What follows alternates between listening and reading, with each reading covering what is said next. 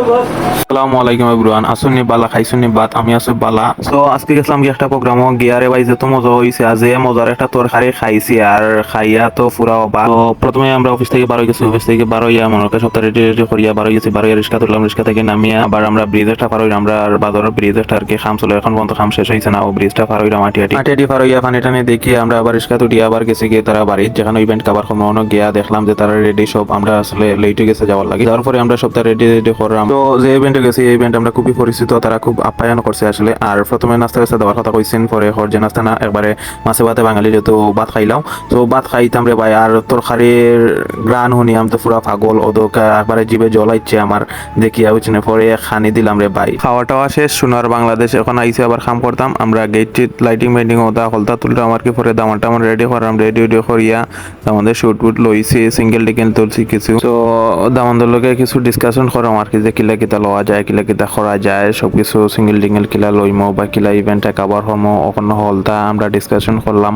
দামন্দর লগে। দামন্দ হইল ভাই জেলা যেটা সুন্দর হয় ওলা লইবা, আর জেলা যেটা ভালো লাগে ওলা ইয়ে করবা, সমস্যা নাই। আপনার জেলা যেটা সময় লাগে আমি কইমু। আর ওলা আসলে আমরা ওলা পার্টিও চাই, ওলা ইভেন্ট কাবার করার লাগেও চাই আসলে। মোটামুটি বাড়ির কাজগুলো শেষ করছি, শেষ করা বাদে মোটামুটি সব গাড়ি তো ঠিক আছে, উঠেও দেওয়া পরে আমরা আর কি সেন্টার যাওয়ার উদ্দেশ্যে রওনা দিলাইছি।